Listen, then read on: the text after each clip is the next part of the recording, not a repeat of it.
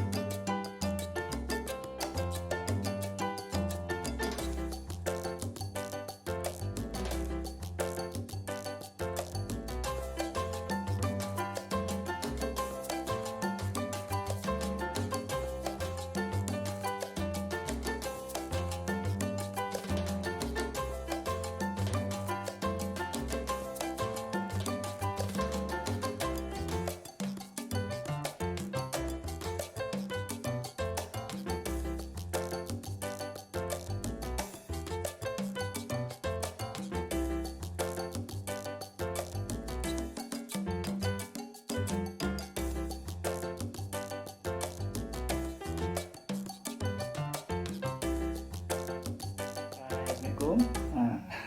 Tadi kita bakar ikan, so hari ni kita makan ikan ini. Okey. Wow. Tak lapis ya guys. Bismillahirrahmanirrahim. Makan. Bismillah.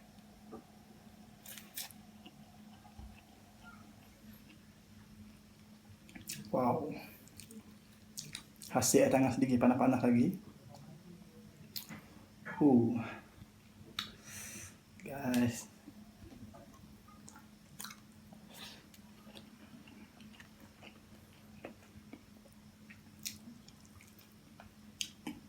Ikan ni tadi aku beli dekat kolam dia sendiri.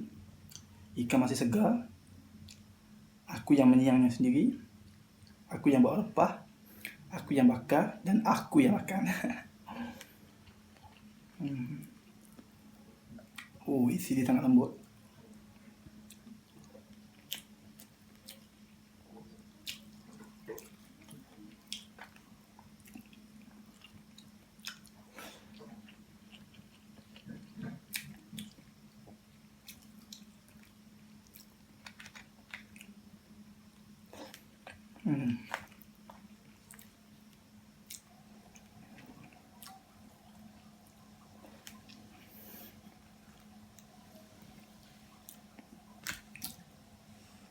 Memang puas hati lah.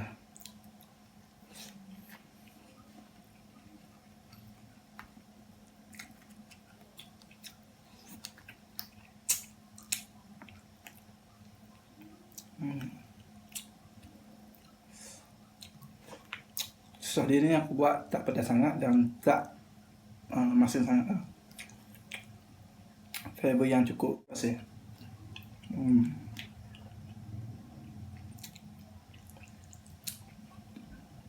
Wow.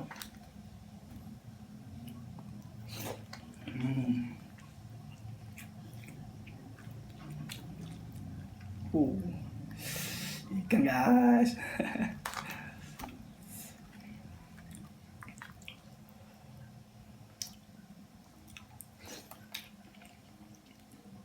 Korang tengok je lah aku makan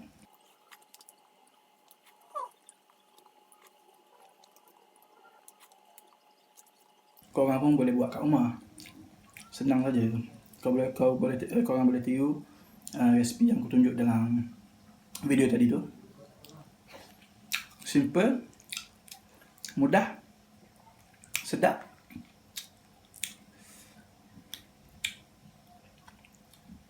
Boleh cuba.